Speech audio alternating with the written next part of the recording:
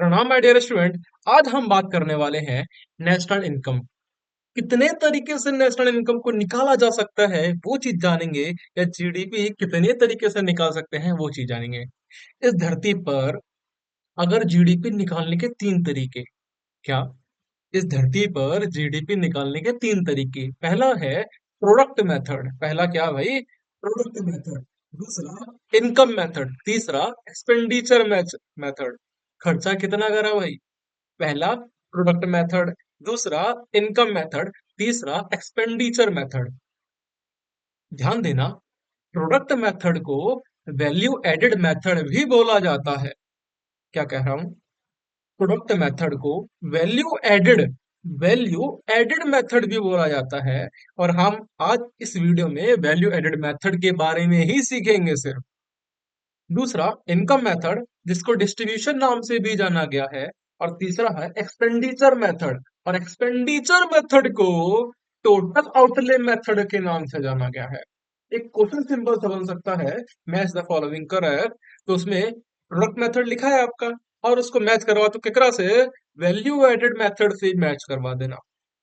Income method को distribution method से match करवा देना, और एक्सपेंडिचर मेथड को टोटल आउटले मेथड से मैच करा देना।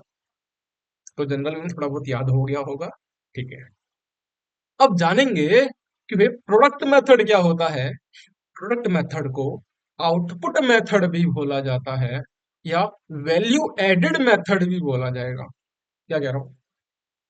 प्रोडक्ट मेथड को आउटपुट मेथड भी बोला जाता है, या वैल्यू एडेड मेथड भी बोला जाता है। ये शब्द नाम से ही समझ में आ रहा है, वैल्यू एडेड हो रही है। प्रोडक्शन के हर एक स्टेज पर वैल्यू एडेड हो रही है, तो क्या बोल रहे हैं? Value added method.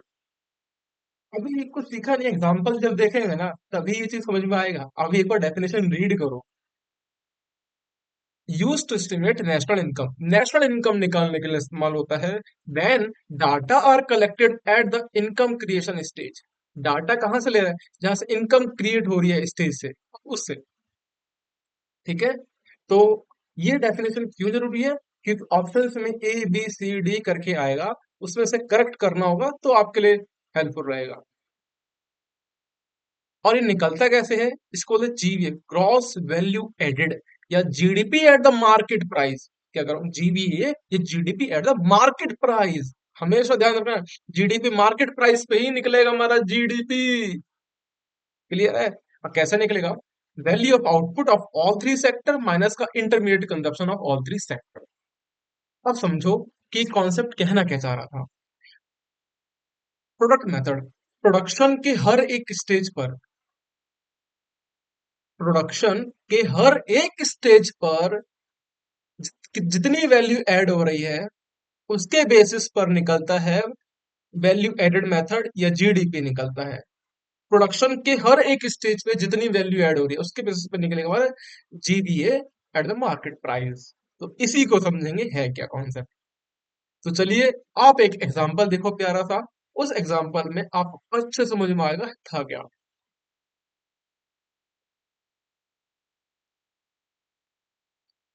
देखिए, एक है कोई फार्म है, ठीक है।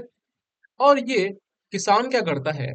उस बंजर जमीन में गेहूं उगाता है, वीट उगा देता है। अब वीट उगाता है, और स्टार्टिंग में कुछ इसकी वैल्यू नहीं थी उस जगह की। बट जैसे इसने वीट उगाया तो वैल्यू जनरेट हुई कि नहीं हुई? क्यों? किसान ने मेहनत करी, खून पसीने की मेहनत करके उसने क्या करा? गेहूं उगाया। और यहां पर एक वर्ड आएगा, इंटरमीडिएट गुड्स, या इंटरमीडिएट कंजप्शन। इंटरमीडिएट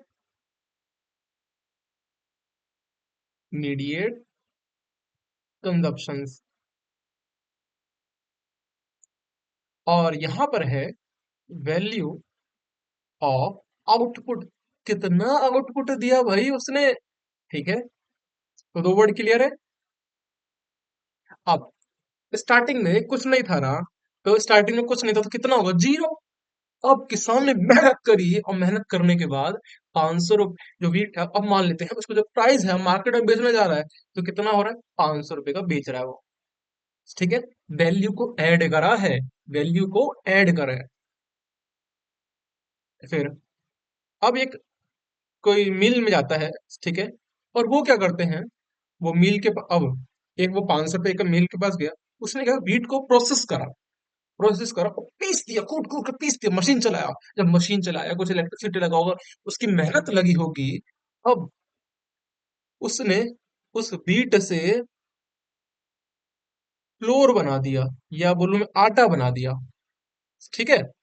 अब ये आटा बना दिया, तो ये 500 रुपए का उसके लिए वो इंटरमीडिएट कंजप्शन था, क्योंकि भैया वो चीज चाहिए, गेहूं चाहिए, तभी तो पीस के एक नया प्रोडक्ट आटा बनाएगा। तो यहाँ पर इसने को 500 रुपए का खरीदा, कुछ इसने वैल्यू ऐड करी, और वैल्यू ऐड करने के बाद इसने मानो कि 800 रुपए में बेच दिया। यह तो कॉन्सेप्ट क्लियर है। देन अब इसके बाद आता है बेकरी। वो क्या करता है, ये इस फ्लोर को, इस आटे को, जो भी है फ्लोर या आटा, इसको लेता है, या बिस्किट बना लेता है, या मान लो केक बना लेता है, जो इसकी मर्जी होती है, ठीक है। अब यहां पर इसने 800 रुपए का खरीदा है, और क्या करा, 1000 रुपए का उसने वैल्यू जनरेट कर दिया है। मतलब 200 रुपए का उसने वैल्यू जनरेट कर दिया है। अगर कोई स्टूडेंट, इकोनॉमिक के स्टूडेंट पे पूछेगा कि टोटल मार्केट में कितना इकोनॉमी जनरेट हुआ है, मतलब कितना आउटपुट निकला है, टोटल आउटपुट कितना निकला है, तो जाहिर से जाएगा, वो कहेगा देखिए सर, फार्म के केस में तो 500 रुपए तो यहाँ से इंक्लूड हुआ था, 800 रुपए यहाँ से हुआ था, 1000 रुपए यहाँ, तो मतलब कि 2300 रुपए जनरेट हुआ टोटल आउटपुट। क्या ये रियल सही है? आप बताओ मेरे को, क्या ये 2300 रुपए क्या सही निकलेगा? आपको ये इन्फ्लेटेड निकल रहा है, मतलब इन्फ्लेटेड तो नहीं बोलूंगा, ये उसमें कुछ चीज हमें एड ऑन हो रही है एक्स्ट्रा, वो क्या हुआ एड ऑन हो रही है बताओ। इसमें इंटरमीडियरी कंजप्शन इंक्लूड ऐड हो रहा है, 500 रुपए, इसमें इंटरमीडियरी कंजप्शन भी इंक्लूड हुआ है, और 800 रुपए भी ऐड हुआ है, ये एक्स्ट्रा ऐड हुआ है। अब जब हम इसी चीज को इसमें से हटा देते हैं, तो हमारा निकलेगा GDP at the market price. तो फॉर्मूला क्या बनेगा, GDP market price at the rate market price, या GVA gross value added market price, कैसे निकलेगा,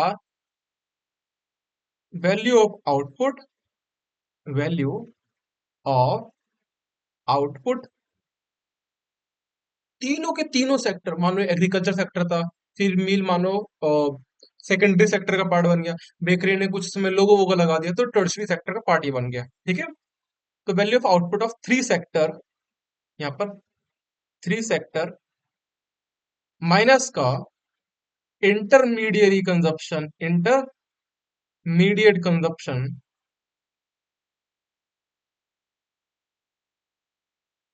ऑफ ऑल थ्री, सेक्टर, ठीक है।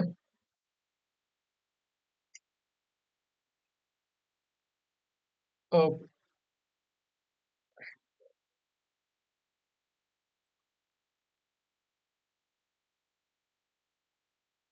अब विजिबल होगा आपको? ठीक है। अब यहां पर देखो बेटा, वैल्यू ऑफ आउटपुट ऑफ तीन सेक्टर की वैल्यू कितनी आई थी, 2300 रुपये आई थी, माइनस का। अब देखो इसमें इंटरमीडिएरी गुड क्या क्या ऐड हुआ है, एक 500 रुपये, और प्लस में 800 रुपये, ये दो ही चीज तो ऐड हुई है, हाँ है ना।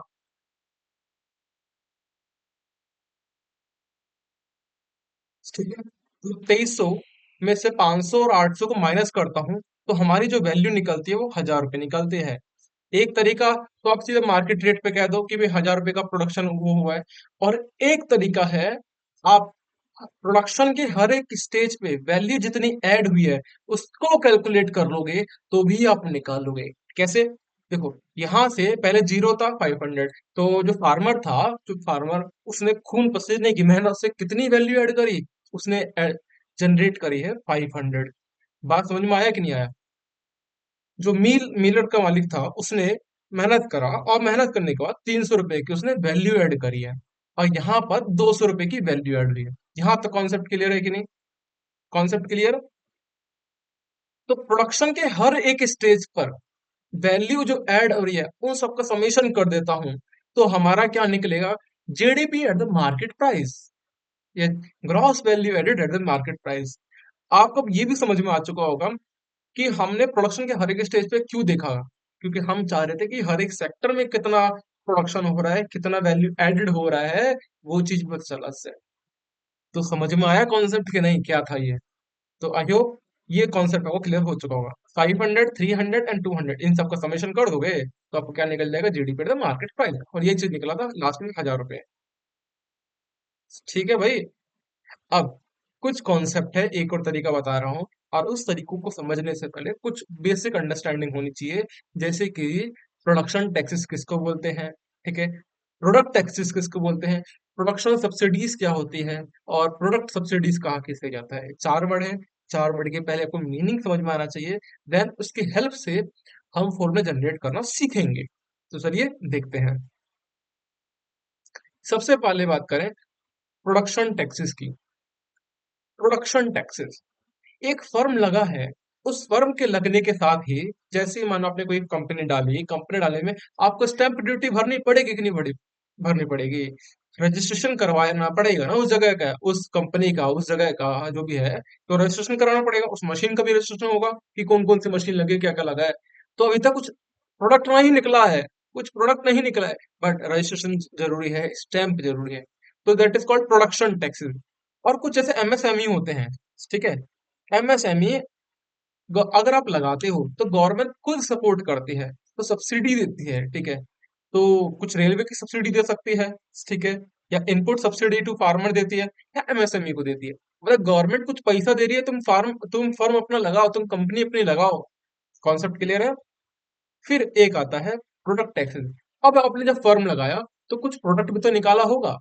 एक फर्म डाल दिया तो डालने में तो कुछ प्रोडक्ट निकाला होगा, तो प्रोडक्ट पे टैक्स लगेगा। जैसे कि जीएसटी लगा दिया, वो तो लगाने में माहिर ही है गवर्नमेंट।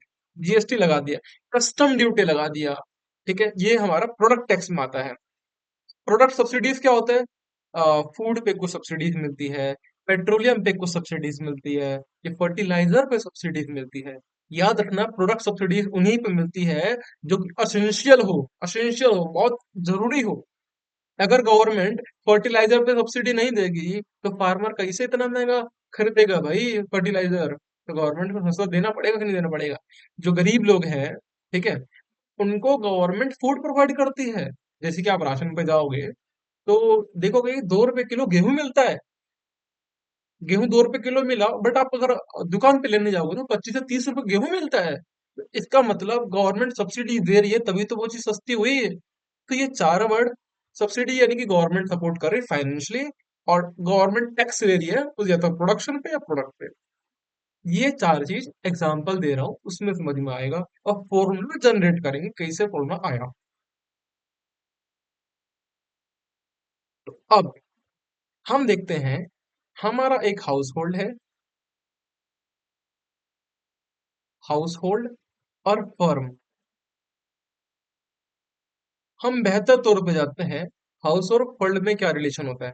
हाउस होल्ड प्रोवाइड करता है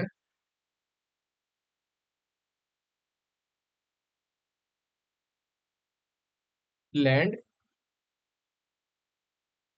लेबर, कैपिटल और एंटरप्रेन्योरशिप। किसको किसको प्रोवाइड करता है?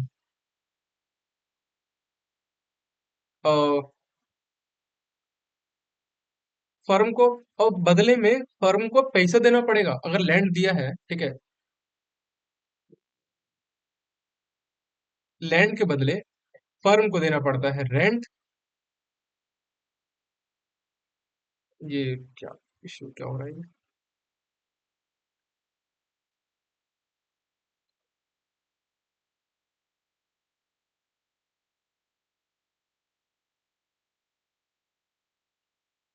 रेंट।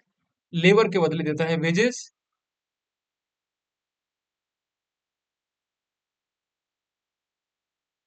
वेजेस, ये तो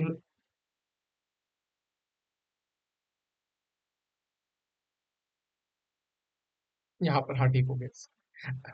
लैंड के बदले रेंट देना पड़ता है, लेबर के बदले वेजेस देना पड़ेगा, और कैपिटल के बदले इंटरेस्ट, और एंटरप्रेन्योर के बदले प्रॉफिट।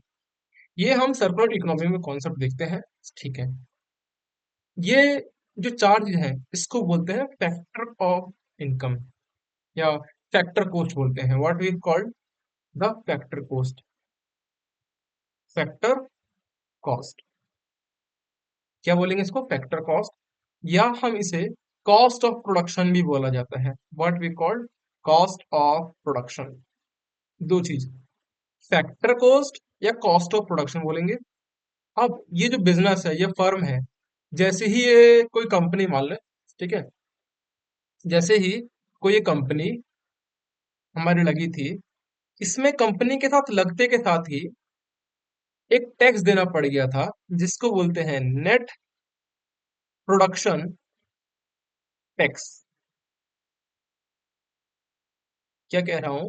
कंपनी आपने लगाया, मैंने अभी बताया, जैसे ही आपने कंपनी लगाया, तो कंपनी लगाते के साथ ही आपको टैक्स देना पड़ा था। कौन सा? Net production tax. और नेट प्रोडक्शन टैक्स कैसे निकलता है? अगर आप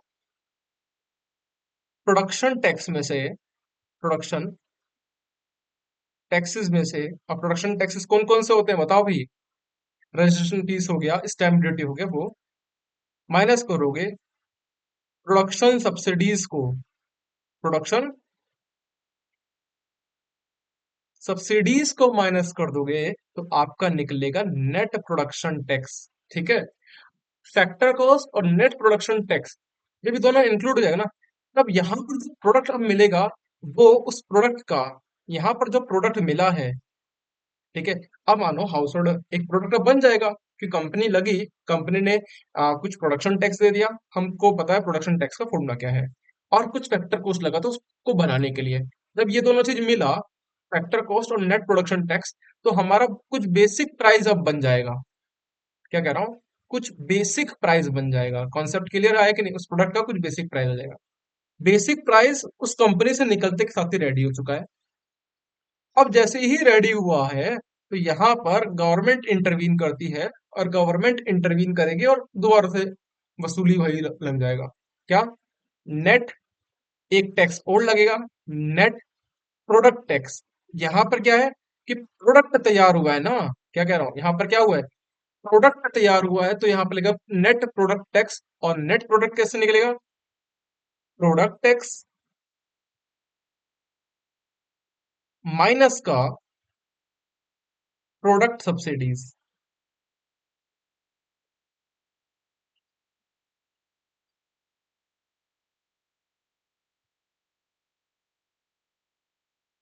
आपको दिखाई दे रहा होगा, प्रोडक्ट टैक्स माइनस का प्रोडक्ट सब्सिडीज। ठीक है, कुछ पहले फैक्टर कॉस्ट में जब नेट प्रोडक्शन टैक्स ऐड होता है, तब हमारा मिला बेसिक प्राइस।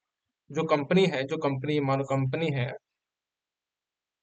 ठीक है, इस कंपनी में अब यहां से उस प्रोडक्ट कुछ बेसिक प्राइस आ जाएगा, और बेसिक प्राइस के साथ ही अगर ऐड होता है कुछ प्रोडक्ट टैक्स को, अगर हम ऐड करते हैं, तो मार्केट पे जब जाएगा, वो होगा हमारा मार्केट प्राइस। क्या होगा वो? Market price. तो आई होप आपको ये इमेज क्लियर हो चुकी होगी। क्या कहा मैंने? कि फैक्टर कॉस्ट में, ठीक है, अगर हम नेट प्रोडक्शन टैक्स को ऐड करते हैं, प्रोडक्शन टैक्स को ऐड करते हैं, तो हमारा कुछ बेसिक उसका प्राइस मिलेगा, बेसिक प्राइस मिलेगा, क्योंकि कुछ फैक्टर कॉस्ट होगा। उसके बाद उस कंपनी में जब प्रोडक्शन टैक्स लगा था, कंपनी जब स्टार्टिंग इनिशियली चालू हुई थी, अब उसके बाद अब वहां से जो माल निकलेगा, उसको बोलेंगे बेसिक प्राइस। और इस बेसिक प्राइस में अगर गवर्नमेंट, क्या कहा, अगर गवर्नमेंट नेट प्रोडक्ट टैक्स लगा देगी, और प्रोडक्ट यहाँ पर कुछ बेसिक उस प्रोडक्ट का प्राइस बन चुका है, कुछ प्रोडक्ट टैक्स लगा देगी, तो हमारा मिलेगा, क्या मिलेगा भाई? जीडीपी या मार्केट प्राइस मिलेगा। ठीक है, ये चार्ट अब क्लियर होना चाहिए। इसी की हेल्प से आपको दो फॉर्मूले जनरेट होंगे यहाँ पर। पहला फॉर्मूला है GDP at factor cost plus का net production tax is equals to GDP at the rate basic price. Concept clear है। दूसरा यहां से जनरेट होगा GDP at basic price plus का नेट प्रोडक्ट टैक्स। अब प्रोडक्ट टैक्स पता है आपको क्या क्या होता है, किसको माइनस करते हैं भाई, इज इक्वल टू क्या होगा, जीडीपी एट मार्केट प्राइस। तो ये दो फॉर्मूले आपको कॉन्सेप्चुअल क्लियरिटी हो चुका होगा कहना क्या चाह रहा था। तो नितिन सिंघानिया की बुक है, ठीक है, उन दोनों में फॉर्मूले, आप पेज नंबर पे आ जाओ,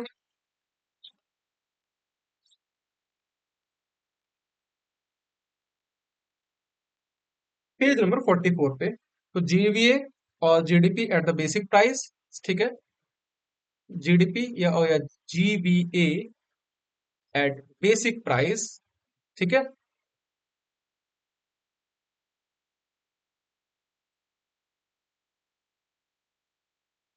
eight the rate basic price is equals to GDP factor cost plus का नेट प्रोडक्शन टैक्स, और GDP at the basic price plus का net product tax is equals to GDP at market price.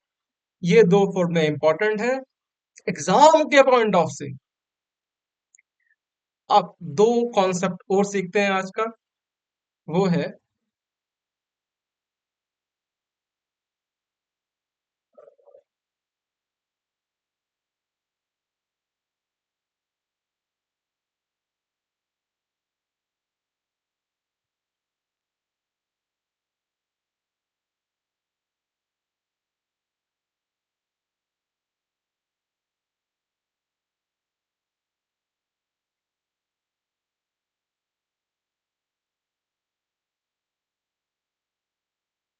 National income concept में कुछ चीजें add होती हैं और कुछ नहीं ऐड होती।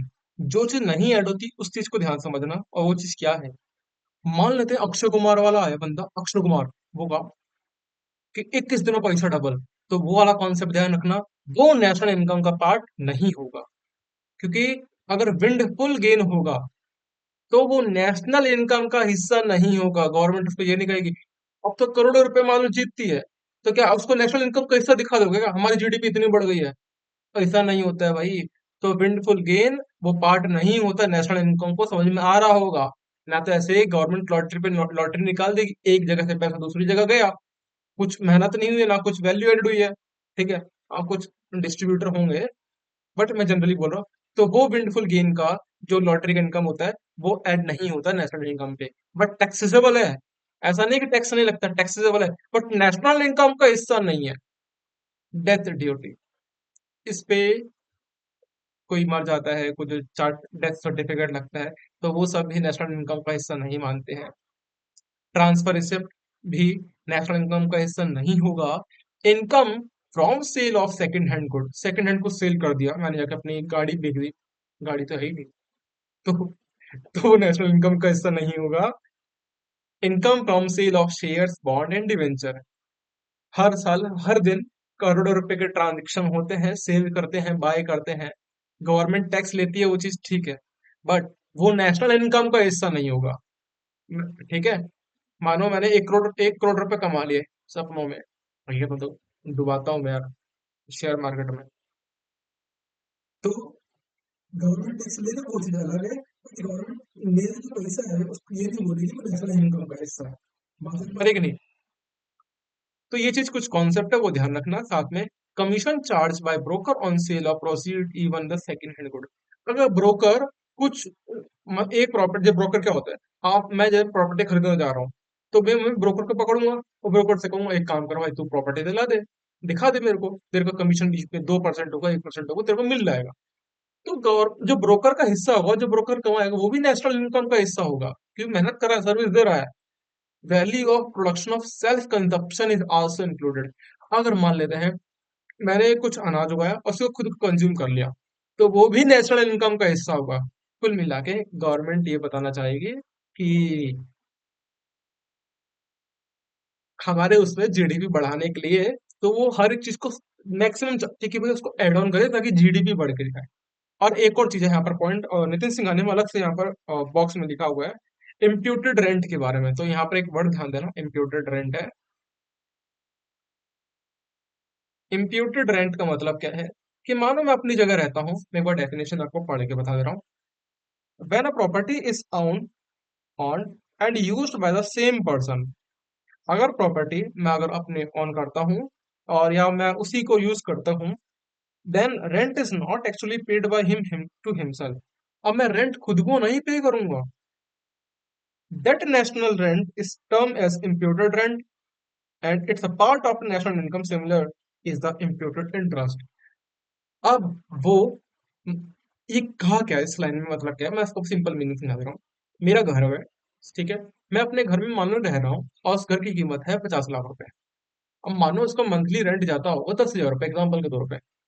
अब जो 10 हजार रुपए है, गवर्नमेंट उसको नेशनल इनकम का हिस्सा दिखाएगी। क्यों? क्योंकि मैं वो खुद को सेल्फ पेड कर रहा हूँ। अगर मेरी जगह कोई और रहता तो, अगर मैं कहीं और भी रहता तो मुझे रेंट का जो रेंट हिस्सा आता है, रेंट जो पेमेंट है, वो नेशनल इनकम का हिस्सा माना जाएगा। क्योंकि बाहर के फॉरेनर भी आते हैं तो वो रेंट देते हैं, मतलब होटल वोटल में रुकते हैं, तो वो जो नेशनल इनकम का हिस्सा है। और हम भी अगर कहीं जा रहे हैं होटल पे तो वो भी रेंट नेशनल इनकम का हिस्सा है। इवन मेरा खुद का प्रॉपर्टी क्यों ना हो तो वो भी नेशनल इनकम का हिस्सा होगा। तब सोचो, इंडिया में करोड़ों मकान हैं और हर एक पर्सन अपने अगर मकान में रह से रह रहा है करोड़ों, तो गवर्नमेंट क्यों दिखाना चाहेगी? बताओ। क्योंकि हर एक सरकार ये दिखाएगी, मेरे टाइम में तो इतनी जीडीपी बढ़ी, मेरे टाइम में तो इतनी जीडीपी बढ़ी। कुल मिला के बेवकूफ बनाने का काम था इनका कि रेंटेड इम्प्यूटेड रेंट को भी इंक्लूड करके बताओ नेशनल इनकम का हिस्सा, ताकि जीडीपी बढ़ती हुई दिखाई दे। तो कॉन्सेप्ट क्लियर हुआ कि नहीं? तो कुछ कॉन्सेप्ट थे जो कि एमसीक्यू फॉर्मेट में आ सकते थे, वो हमने सीख लिया है। तो अगली वीडियो में हम बात करेंगे। बताओ, बताओ कमेंट बताओ क्या किस किन के टॉपिक के बारे में डिस्कस करने वाले हैं। इनकम मेथड और एक्सपेंडिचर मेथड के बारे में।